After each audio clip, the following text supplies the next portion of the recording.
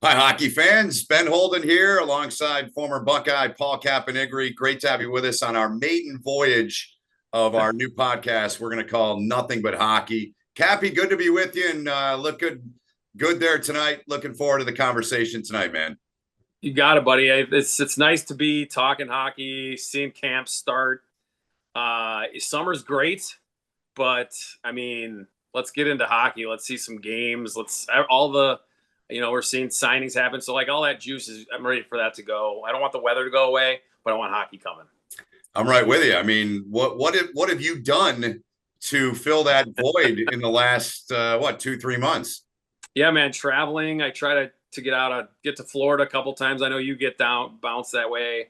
And then I went to Canada. I usually do a hockey camp with one of my good buddies from Ohio State from back in the day. I did get to go to a Stanley Cup party with my buddy in Boston, who is a assistant GM of the Florida Panthers. That was pretty sweet. Nice. Just try to keep busy. I mean, it's like I said, summer's awesome for a while, but then it gets a little boring, and you're ready to get back into this stuff. Yeah, I'm with you. I've, as you know, and maybe those that don't know, I've been doing a lot of rugby. I'm involved in the pro league here in the States, Major League Rugby. So I watched you. I try watching. I just don't know what's going on. I don't know the rules. What if we get on the road sometime together? We're sitting at a hotel in Penn State or something. You can give me the whole, the 411 on all of it. And I'm happy to do that. And that's the biggest problem in the United States with the sport. It's a contact sport. It's physical. It's violent. There's a lot of skill in it. It's similar to hockey in that way with skill, but the biggest problem is we have to keep educating fans in the U.S. as the game grows. The World Cup's coming here in 6.5 years, and so they're trying to turn me into a rugby guy. They have, but I'm a hockey rugby guy, so I'm okay with that. Hey, man. Hey, as long as the seasons kind of go the right way, then your summer's nice and short, which, I'm a little jealous of that. You just want a little break, like a month, maybe month and a half, not like 4 months. Yeah, that's a longer void to fill. So let's kind of set up what we're going to do on this podcast. The title says it all, Cappy. Nothing but hockey. We're simple guys, right? Right. We're simple guys. Let's just play the game the right way and do the right things, and we'll have fun. So we want to have guests on our show. We want to talk about the biggest topics, the biggest things going on, whether it's our forte is certainly college hockey. I've been around it for 21 years. You played in it, broadcasted a long time since BTN started. So that's one of our big areas, the NHL as well. We'll cover the USHL. We'll cover the KHL. We'll cover whatever is hockey related. That's really what we want to do with this podcast. And it's something that you and I have talked about for now, I think the third year in a row, where I was ready to do it a couple of years ago. And then I went to DC, had a job, and that went away, unfortunately. And so here we are, and I'm excited to do it with you. And we're going to have some good people along as we move along in this little venture we're doing here. Yeah, man. Hey, man, you're the driver of the bus. I appreciate you kind of got me motivated to do this. I appreciate that, but yeah. I like this stuff. I just don't want it. I don't like doing all the X's and O's. Just put me out there, coach, and I'm going to just play. So that's a little more how I like to do it. I'll prepare, of course. Yeah. I don't want my man here. I'm not going to leave him high and dry, but I just love to get into the topics of the times, give our opinions. Yep. People might know, might not. I'm an Italian guy. I'm heavily opinionated about things, and I try to be fair with it all too. But yep. Sometimes you got to say some things maybe that aren't the popular opinion, but that's what the truth is. So we'll try to do that as much as possible. I would like to, but I think it's fun doing this. It also gives our voices some nice, practice, if you will, to get out there. And like you said, with guests, I think that's going to be fun. We've been a ton of people in hockey that we'll bring on here. So I'm looking forward to this, and let's get her going. Yeah, it's going to be a lot of fun. And a couple other little kind of cool things that we've discussed that we're going to do, and you'll see it in this episode. No guest on this one, just Cappy and I. We got a lot of things we're going to go through. We will have a gripe of the week, and we will also have our 3 stars of the week. At this point, we want to just do one of these a week and build up to the start of the NHL season, start getting ready for college hockey, which is 2 weeks away, like the NHL in terms of games going. So, and who knows, we may change along the way. We may have fans involved at some point, which that could be dicey, but it could be a lot of fun too. So we're really open to anything. And for those watching, we appreciate your support. All these will be posted. I have a YouTube page. The title of the page is No Holden Back, just like my name is spelled, Holden. I started that a few years ago with my son during COVID. We did about 60 podcasts during COVID. So we've still got that resource. So we're going to use that to post these, and we'll post on Twitter. It's X, but I still call it Twitter, Cappy. Instagram, Facebook, LinkedIn. It'll be all over the place. So you ready to dive in? Let's do it. All right, cool. All right. So NHL training camps, this being recorded Thursday night, September 19th. They started on Thursday. And you know it's training camp, Cappy, when John Tortorella is making headlines for bag skating his guys on day one. I mean, that's what it is.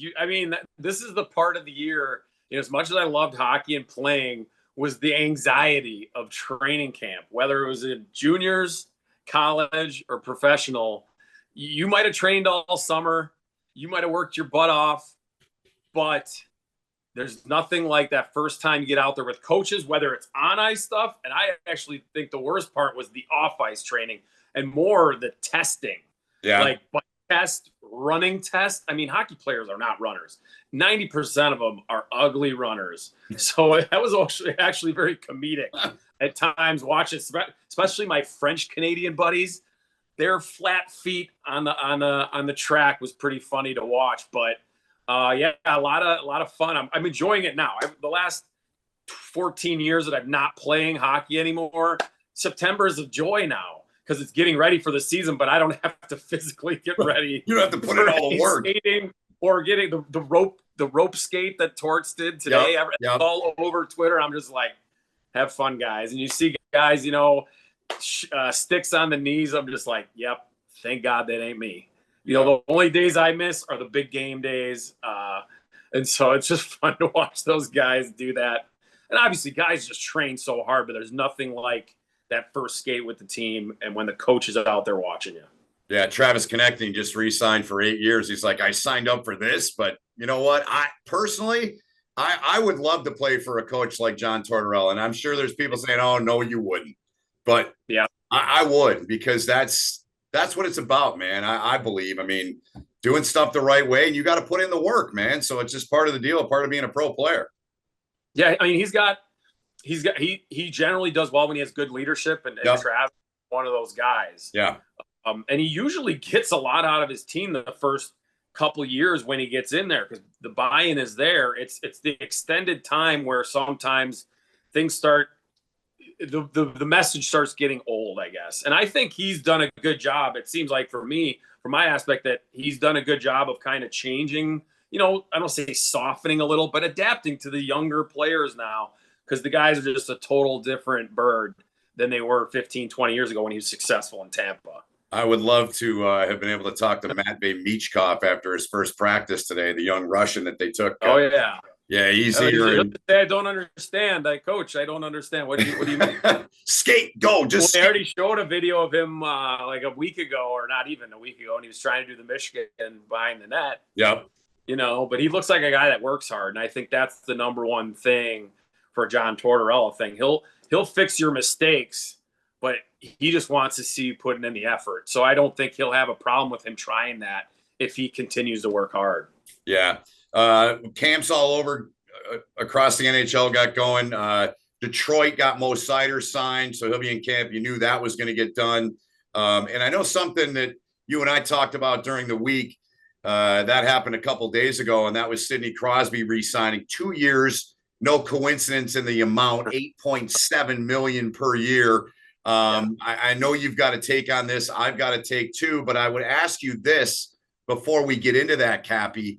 Are we going to see Sidney Crosby be like Tom Brady or even Aaron Rodgers, although he's coming back from an Achilles at 40? I mean, Brady played to his 45. How long do you think Crosby can play realistically? Man, I think, and this is probably quite, the answer for everybody is his health. If he stays I mean, he's an Iron Man. He plays 82 every year. Right. Like almost every year he's played 82. I just, you see the passion in him. He's 37 now. 30. And yeah, he's up. Yeah, he's pushing 40. He's an 87 birthday. He's Yeah. 37. Yeah, He's 37, I think, in August. So yeah. he looks, you watch the video, he's out there working hard as he ever has, and he put up 90 points last year. So Right. I think if he continues to play at that point a game level or more, and they're still talking about him playing on the Olympic team in a year. So I think he's a guy I could see doing it. I mean, there hasn't been a ton of those guys, but it's a wait and see. It's going to be a year to year. That's why he only did 2 years probably, because he doesn't know, and the team doesn't know. 3 years from now when he's turning 40, he'll be turning 40. Yeah. But I love the number, and it's almost like he's underrated now, which is weird. That is weird to hear you say that. They don't, well, because he's not right. about top player, because he was the top player for at least a decade. Now he's a top 9 or 10. Yeah. So people don't think of him the same way, so they think he's not as good. Yeah. It's pretty remarkable what he's doing. It really is. Mentioned Mo Sider, got him signed. Lucas Raymond, another big signing that happened a couple days ago. Detroit's young core locked in for 8 years there. Around the NHL, I know you'll have a good reaction to one of these next two things I say, maybe to both, but certainly to the second one. Tampa Bay's got a new captain, Victor Hedman. Of course, Stamkos. Selfishly, I was hoping he came to Detroit. Didn't happen. He's in Nashville. So Hedman's now the captain. And your Chicago Blackhawks, we should tell those that don't know, I'm a Michigan guy. I'm from Detroit. You're a Chicago guy, so you're a Hawks fan. I'm a Wings fan. What was your reaction to Foligno being named the captain, the 35th in Blackhawks' storied history of captaincy in their franchise? Yeah, I mean, I think it was a no-brainer. When he came last year and they gave him a ton of money because they could. They needed to overpay some players. It was him and Corey that obviously changed, but he had a really good year. And I think that changed their mindset of he can be a captain, because it's tough to name a captain when a guy maybe doesn't play every game, or he's an in and out guy, but he kind of came out of nowhere last year, had a really good year, played aside from injury, played in every game.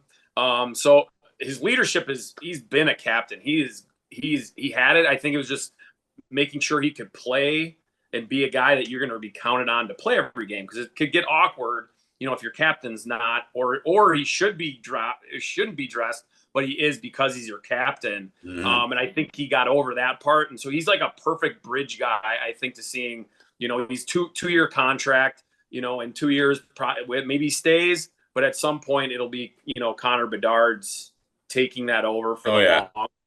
But you couldn't ask for a better guy to kind of show that guy how to do it as a captain. And obviously you got to have your natural instincts there, but Foligno's a guy that is a perfect captain for them because of his leadership, but also his playing was elevated last year. Yeah, one of those guys that you and I talk about this a lot when we do college games, these sons of former players, and his dad was one hell of a pro, Mike Foligno, and him and his brothers grew up in locker rooms, so they've been around it their whole life. And you're right. I mean, obviously it's going to be Bedard in a couple of years. He's not ready to be the captain at 19 years old yet. I just don't. Well, I just don't think you want to give that. If you have somebody that is going to be a great captain to show him the way, it just takes pressure off him to even have to deal with that stuff. Because there's obviously your guy. I mean, Steve Yzerman was captain. Jonathan Taves in Chicago was a very young captain. I think he can handle it. I think they're just looking at it like, let's wait. Let's have this guy who's been a captain, who everyone respects a ton, and let Connor slowly build his way up in that. Not worry about hockey now. When he's 22, 23, takes over, he won't be worrying about the hockey stuff as much in terms of like getting his game in order. He'll probably be there. He can be more into his leadership role. Good stuff. Big news on Thursday as well, and there are a few guys that I have on my list here that I'm looking down at that are going to be in this category. Kyle Oposo retires, goes out at the top of the mountain, man. You can't go out any better form and fashion. Played for the Islanders for a large majority of his career. Ended it with Florida. and played well over 1,000 games. A college hockey guy. We love those guys on here. Golden Gopher. Golden Gopher for 1 year. Some other guys. I mean, this is there's a lot of names on this list, Cappy, I'm going to go through. Also add to the retirement list. And man, I really feel like I'm getting old when I read these names. Zach Parise, former North Dakota Fighting Sioux. Joe Pavelski, the former Badger. Alex Edler, he's out. Jeff Carter's out. Antti Ranta went overseas to play. Derek Brassard's done. Jakob Silverberg, and a guy I know very well. I think you just missed playing against him at Michigan, Andrew Cogliano. What a career he had. It's crazy, man. But all those guys, man, they played 12, 15 years. Amazing. They all played that long in the league. Yeah, and I think a lot of them, and like I think Kyle now is a lot of them are getting able to go out on their own terms. Mm-hmm. You know, some guys don't get to. Some guys want to continue to play, and maybe they don't get their deal. But you know, I think as you know, Zach Parise, I remember going into pro the same year he did, and it was a lot year about 405, and played against him in a AHL preseason game. He was with I believe it was Albany with the New Jersey. Yeah. He was drafted by. Yep. And, you know, he was a lot younger. I was 20, 24, 25. He was, you know, 19 or 20 or something. So he's like one of the last guys. Him and Ryan Suter, who's still playing. He's amazing. Like, I think, the last attachment of a guy I played against. So now you feel old. Too, right? But, yeah, I mean, it's probably tough decisions for a lot of them because not a ton of guys get to go out like Kyle Poso does. Yeah. You know, and he made a gamble of going to the Florida Panthers, and it paid off. You know, one out of, you know, he wasn't the only one that did that last year. Other guys went to other places. You know, Zach Parise was in Colorado hoping to get a Stanley Cup. You know, he was the one lucky guy, you could say, out of that group. But yeah, a lot of players, but a lot of fresh meat coming in. Like you already mentioned Michov. I mean, I can't wait to watch this guy. I'm so glad he got out of his contract early. And we're going to get to see him, I guess, a year before expected. Yeah, and having worked in that and having called games in the KHL for the 1 year I did in 21-22, he was 16 playing in that league. And they handled him with kid gloves, literally. I mean, he didn't play a whole lot. But I'll tell you what, there were 2 or 3 games I did that he played in. It was like, oh, he's playing. We're doing that game. Because in that job, I was very lucky in this regard. We got to pick what games we called. So I did a lot of CSKA with Sergei Fedorov. We did a lot of Dynamo. We did a lot of Avangard. And we did a lot of SKA where he was playing, where Michkov was playing for Roman Rottenberg, the owner there. And you could just see it. I mean, this kid, I think he's going to be a star. I really do. I really think he's going to be the next Russian superstar in this league. And the Demidov kid, he's scoring goals left and right over there. I think he scored in like 3 straight games. So there's a ton of talent in that league. And he's a year away now, too, I believe, right? Yeah, he's only a year away. Yeah, and to your point, that's shrunk, which is nice. It is. And to your point, I think Montreal's that. Yeah, I'm a little surprised they got him out. I'm a little surprised that Scott let him out of the deal.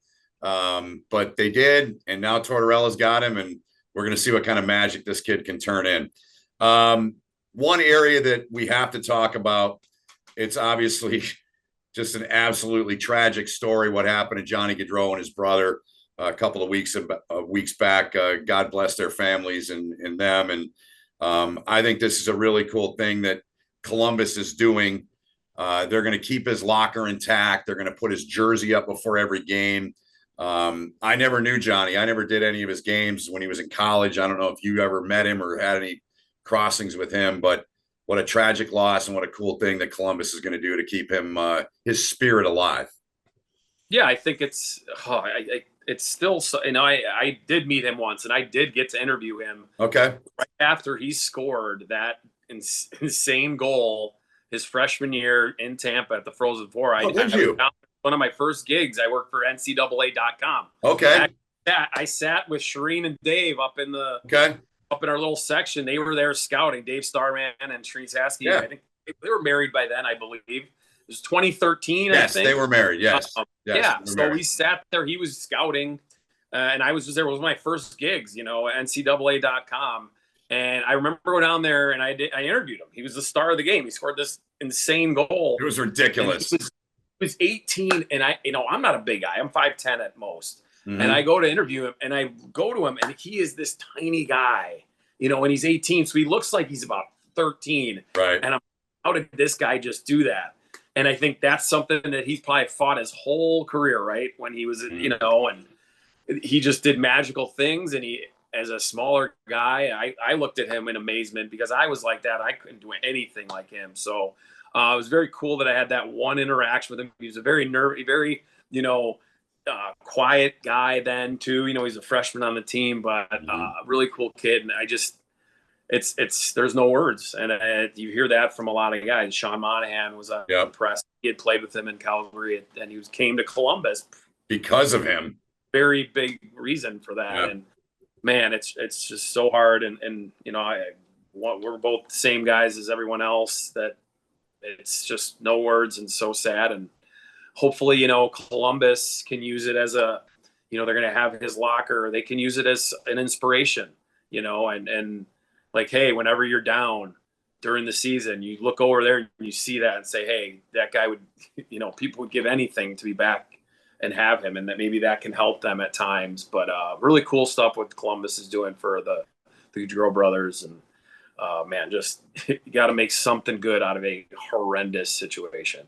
Yeah, just absolutely tragic and just so sad. I mean, to hear his wife Meredith, who spoke last week at the service for him and his brother, and just a horrible thing that happened. And I tip my hat to Columbus for doing that. So now I'm going to bring up one other thing in regard to that, more of a conversation piece for you and I. Sure. You were in college when 9/11 happened. And I'm sure you remember how they had the ribbon behind the nets. The NHL did. I don't remember if college did. I don't think college did, but the NHL certainly had the red, white, and blue ribbon behind the nets. Yeah. I hope, and I think, and I believe that the NHL should put Johnny's number behind every net this year. I really do. What do you think? Yeah, I think that would be. I think maybe you put both of their numbers back there. His brother Matthew didn't play in the NHL. Played pro hockey in the AHL and those two guys were inseparable, right? They were going on a bike ride at their sister's wedding. So I think that's a great idea. I would assume it's being talked about or discussed, and it can't hurt anything, obviously. And I think it's a deserved. The guy's been in the league. He's done a lot in the league. Mm-hmm. A terrific guy. And I think that's something the league should do. Yeah. I hope they do. I hope they do that. I would think that there's discussion about helmet stickers. I saw the USHL. They had an event over the weekend. They put 13 and 21 their stickers. I mean, I would think everyone's going to do that. I can't believe that college hockey won't do something and teams won't do that. I think you'll see that throughout the year. Oh, for sure. I would. Oh, yeah. Yeah, for sure. All right. So let's shift gears a little bit. One last NHL topic. I saw today, and you probably saw this too, that the owners in the National Hockey League have been discussing adding 2 more teams. One would be in Houston with the Fertitta group down there, that they got boatloads of money. They're in the casinos. They gave $1 billion, I think, to Houston to redo their basketball arena. I was actually in the old arena on campus with Akeem Olajuwon behind me doing a game, the last game in there before they renovated it. It looks like a new building. They want a team in Houston. I'm good with that. But the other city being discussed, and I'm not good with this, is Atlanta. They've had 2 teams. Why would we put another team in Atlanta? I mean, your guess is as good as mine. I assume, and I think their ownership group is probably, I think money talks, quite honestly. Yeah. Money talks. Does Canada deserve another team? I think Quebec City's a no-brainer, yes. But it's going to be hard for them to get. I talked money and just the dollar there. I talked to a ton of good friends that are in Canada, and they know why too. They think they should too. But if anything happens in Canada, I think it would be possibly like a Winnipeg relocating. Yeah. But I don't see expansion going there. I don't. If they go Atlanta again, they are literally they're putting unneeded pressure on themselves, because if it doesn't work out a third time, you're going to get whoever is in charge, whether it's Gary Bettman, he's going to kind of his legacy is going to get affected by that big time. if you ask me. Houston, yeah, Houston's the fourth biggest city Big market in the United States. Yeah. Hey, people love going to hockey. I don't care if you're in Texas or wherever. Hockey in person has been fantastic. Pretty much when you have a winning, look what's happening in Florida now. Look at Vegas. You do, if ownership, right, if you do things the right way, you promote it the right way, people will come. If you put, and now with the draft, the way the expansion draft is, you're not going to be a terrible team. Seattle's made the playoffs already. I mean, the Vegas thing, I think they had to tweak it a little. They did for Seattle. Yeah. But Seattle's a solid crew that's been either in the playoffs or fighting for, and they're only 3 years deep. So, Houston, I think, is a no-brainer. I'm all for expanding. I want to expand college. I want hockey. I want hockey in the SEC. I want hockey in the Big Ten out west now. We can talk about that another time. We will. I'm all for expanding, but the one in Atlanta, it's like, you fooled me twice. Shame on who, right? Nah. So, I mean, what's your overall? I agree with Houston. I was down there a lot the time I spent in the American League when the Houston Aeros were there before they moved up to Iowa, and they always had great crowds and good fans. There's a lot of transplants there, and I think that's why it's worked so well in Florida with Tampa and the Panthers, and even in Vegas, man. I just don't know why it didn't work in Arizona better with transplants, but I don't think Atlanta should get a team. I'll leave it at that. I don't think they should. Now, one of the things you and I talked about before we started doing this last couple of days, we're like, we don't want to make this thing go too long. We're under 10 minutes left in our window, by the way. So I just want to let you know. So we're rolling, brother. We're rolling. Love it. Let's get a little college talk quick. That's where we're heading. We're going to do college. We got our gripe of the week and our 3 stars. College hockey. What do you think is the most important thing or things to watch for in the coming year? Whether it's teams, what is it? If it's something else, a topic, what is it for you? I mean, I just wonder if the little guys can keep up with the big guys.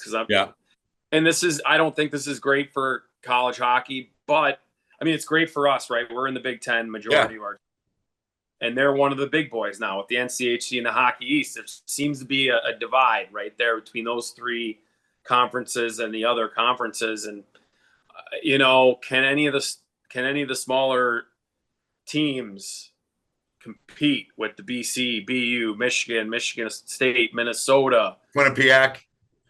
Well, Quinnipiac, I mean, they're the one. They're not looking at a little guy. They're a powerhouse. They're a perennial. Can someone else? Can a Michigan Tech? Can a St. Thomas? Yeah. But they're going to be with the big boys in a year. So that was my ballot. Yeah, my worry. I'm excited for it because, like I said, predominantly we're in the Big Ten and we're concentrated on that. But with that CCHA in a year, they're going to lose that team. Yeah, that team at the top of that list, they're going to be gone. NCHC, so, right? So, I'm looking forward to the season. I'm just, and we'll get to this in another episode with the CHL. I think the CHL is going to, if that happens, is going to help a lot of those other schools. They're going to help. I agree. Clarksons and those where they can get 20-year-old guys that play in the Q and that. And there's a lot of good players out of there, and they're going to be able to feast on that. And a lot of those players are going to like the fact that they're near home, but they're in the U.S. playing. Yeah, can get a scholarship for free. So I think that'll help down the road. But right now, it's kind of like college football, where like the SEC, Big Ten is separating from the other half of college football. I think those 3 conferences in college are separating because they're getting the top guys, and then these guys that do well at those small schools, it's like they're using that as like the minor league system, sadly to say. Yeah. And then they transfer to Wisconsin's got a bunch of guys. Ohio got some good ones. NCH North Dakota plucked guy from RIT. So I'm excited for the season. I'm just a little leery about where college hockey's going. But then you got all the other stuff too, the NIL and making money. So I don't blame a kid for taking $1 nowadays. We will, as you said, dive into this a lot deeper. Probably. I went long there. No, you're good. Probably next week. Efforting a guest, a very good guest for that, by the way. I'll just leave it at that. I don't think it'll be that much of an effort because I know him very well, but I'll just tease you with that. And I'll leave it on my side with I am for the CHL guys playing in college hockey. I'm for that. So we'll get into that. It's a no-brainer now with the money that's being. I'm players in college are making more money than those guys are. Right. I mean, if they're getting billet money, they should be able to come here and get an NIL money. Just one other thing I want to mention. This will be the last season for Jeff Jackson. I've known Jeff forever. He's one of the nicest, best human beings I've ever met. That's going to be interesting. We'll touch on him a lot more during the year. We will. Brock Sheehan's taken over. I don't know if Jeff's done, though, like in hockey. I don't know if he's done, but we're definitely going to dive into that. You ready for the gripe of the week? Our first run at this thing? And I'm leaving it to you because you were hot at this one. So I'd be interesting to see what other people think. I'm not completely not on your side, but I got another side to it. So go ahead. All right. Okay. So beat writer for the Montreal Canadiens for The Athletic. His name is Arpon Basu. And I know his work is great. My issue is not with him. It was more so with a social media post that I saw. And he said watching Lane Hudson play hockey is similar to watching Barry Sanders play football. He also said that Cole Caulfield, in the same way, is similar to Lionel Messi. I could not disagree more on this, man. I mean, first of all, Lane Hudson played in 3 games at the end of last year. I don't think it's fair to the guys he's comparing to compare them to those two giants of their sport. I guess that ultimately is my gripe. I suppose I can see what he's saying about Caulfield. You and I saw him a ton in college, and we've all seen him in the NHL. But I think that was a little bit of a stretch, man. I really do. I think that's a little bit of a stretch. I don't think that's fair that those guys are being compared to two giants like that. So maybe not my strongest gripe, but it's my debut gripe here on the Nothing But Hockey podcast. It's a quiet week in terms of I guess, but I know where he was going with more like when you watch Lane Hudson and his juking and you watch Barry Sanders a million times more than most people. I think he's comparing his style of play. Obviously, the guy's got a long career ahead of him, and hey, who knows how good he's going to do in the NHL. Yeah, and I just trying to stir some juice up, obviously, with the Montreal fans. The Messi with Caulfield, I think more Lane Hudson is Lionel Messi in terms of his wiggle and just his quick twitch. I think Cole Caulfield is a terrific player, but he's more of the shooter. Messi's kind of a shooter, but he's also a passer. So I get your gripe, but I think he was looking at it from not the history of those players. And those guys are, Barry Sanders, arguably the best running back ever, and Lionel Messi is arguably the best soccer player of all time. So I get the gripe that way. I think he's just comparing their styles of play to each other. All right, Cappy, it's that time of the show where it's time now for our 3 stars. I'm going to let you start first. We'll go 3, 2, 1. We'll rotate through. You got the floor. You got it, man. Hey, for me, it's the Detroit Red Wings. They just locked up their 2 young stars, a 22 and a 23-year-old, to 7 and 8 year deals. Neither of them more than 8. Sider got $8.55 million.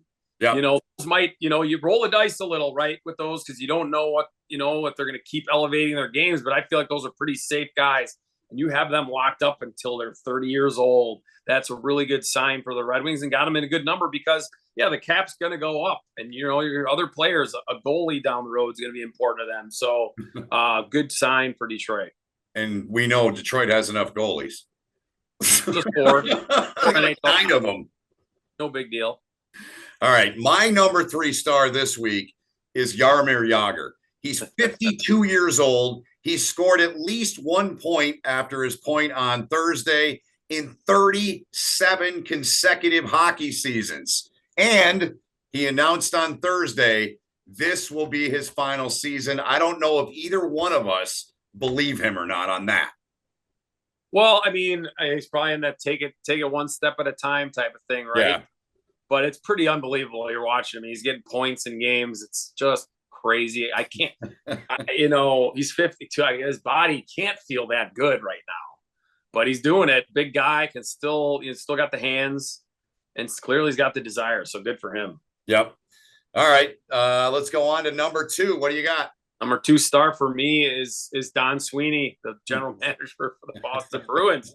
Hey, we do not get a lot of personality from our front offices in the You're NHL. Right. You're But right. when we do, and it's funny, he talked about his kid, but the Jeremy Swayman contract talks, he had some words for the spitting chicklets, and what do they call them? The spitting up on yourself podcast. Yeah, and it's funny, he talked about his son and how his son loves to hear it, and he didn't completely rip them, but he did make them aware, and I just love seeing more personality in our game, in our sport. I think we need that. And so he is my number 2 star for actually making entertainment at the podium in the NHL, which is so rare. If there are any NHL GMs out there, that is the goal of this podcast, to one day be called out by an NHL GM. In a good way, though, but in not a complete bad way. Well, it's a perfect little funny. And he didn't look like he was joking, but he was funny. I'm fine either way. I'm fine being commended or I'm fine being gotten on for saying something. We don't want him going to hide back in the sand after, though. That's the point. So we'll be nice, right? Who's your number 2 star? My number 2 star, they're entering their 50th season. He's 42 goals away from breaking Gretzky's record. And if he does so, he could do it against Pittsburgh. It's not Ovi. It's the Washington Capitals for bringing back the Screaming Eagle jersey this year. It'll be their third jersey. I like those jerseys. Those are the jerseys they had when they lost to the Red Wings in the. Yes, the black, the Screaming Eagle, man. Love that jersey. I think it's so. Now that's full time they're going with that? No, it's one of their third jerseys. Okay. So a game or a special night. I surprised you with that one, didn't I? A little bit. Good. That's part of the fun of it. You had a plan there. That's you're trying to be sneaky. That's good. That's great. I love when teams go with they listen to the fans a lot of time, and fans love certain jerseys. You got to bring them back. Yeah, clearly listen to their fans. All right, you're up with number 1 on your side, partner. Yeah, my number 1, and it's obviously, and we've talked about it, and it's sad, but my number 1 star is the Columbus Blue Jackets organization and Don Waddell, and how they've dealt with the Johnny Gaudreau tragedy, and then what they're doing now with they're going to have his jersey and his whole locker set up for the whole season. I just think that's a really classy move, and kudos to the Columbus Blue Jackets, and Don Waddell is brand new. He just got that job. So he just seems like he gets it just in terms of like humanity, not just hockey.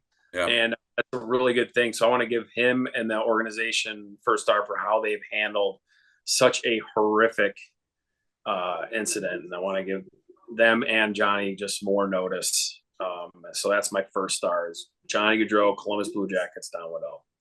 All right. Well, mine is actually along the same lines, unfortunately, but fortunately for what's being done. And for those watching, Cappy and I, one thing that we did not coordinate on, and we won't coordinate on, is this part of the show, the 3 stars, because we want to be outside the box. We want to be different. We don't want to be the same. I'm sure at some point we'll get into some heated argument about something, but that's just, I hope so. It's the beauty of doing it. This guy's Italian, man. I know he can swing from the hip, but so this is completely unscripted. We are going to keep these to ourselves every week. And my number 1 star is the Nottingham Panthers, because they are going to retire the number of Adam Johnson, who played at Minnesota Duluth. Didn't know Adam well, did a lot of his games, saw a lot of skill, a lot of talent. None of that matters.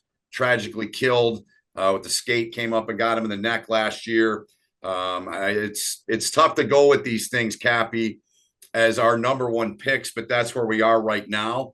And that's what hockey's all about, man. It's about being a family and doing the right thing and showing love and support. And so tip of the cap to you. Love for that one, man. And tip of the cap to all yours. So that's where I'm at.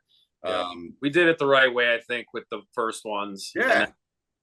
And, hockey is a small family, and you want everyone to be around forever and do the best. So when that doesn't happen, you want them to be remembered. And I think those are doing some good things to do that. Yeah. All right. So we made it through 1 episode, man. You want to do it again? Yeah, I guess. You guess. No, I know I'm looking forward to it. And I'm looking forward to it getting guests and whatnot. Yeah. That's fun. Talking about different things the college thing is gonna be great with Yep. the CHL talk and the money and then the conferences and the Big Ten that we're in a ton where, hey, haven't won the big one yet. No, they haven't. And they've been there and people love knocking them for it. And, it's got to happen at some point. And then the NCHC adding teams is going to be phenomenal. I mean, Michigan State has the distinction in both basketball and hockey for being the last Big Ten schools to win national titles. And State, in mid-October, second weekend, they got Boston College coming in to Munn for a 2-game set. And, I grew up, I wanted to play at Michigan State. That was my dream as a kid growing up in Lansing, Michigan. Ron Mason used to kick us out of the back hallway trying to take broken sticks to play with. I mean, that was my dream. Never happened. So I'm, the Michigan fans out there may not like that, but that's where I am. But and then it's obviously the anniversary of where they won it is where the Frozen Four is. Exactly. Here in St. Louis. So yeah, it's exciting. I'm just excited to see how it all plays out. College, pro. I look forward to talking to maybe some USHL people, some junior people, some of our friends that are then coach that played in the NHL that have kids now playing in youth hockey and kind of hear their perspectives on the NHL as well as seeing the coaching and how youth hockey is now. Because I talk to a lot of these people, coaches that I have in town, and I hear just how it is, and it sounds so intense compared to what it was when I was, 12, 13, 14 and what these kids are trying to do and how much time they're putting into it. So I think it's just gonna be exciting to talk about all the different aspects of hockey, whether it's pro, minor leagues, college, juniors, even into minor hockey. It's just the world's our oyster here, and we're gonna hit it all. That's right. That's why we call it nothing but hockey. That is Paul Caponigri, Ben Holden. Cappy, this was fun.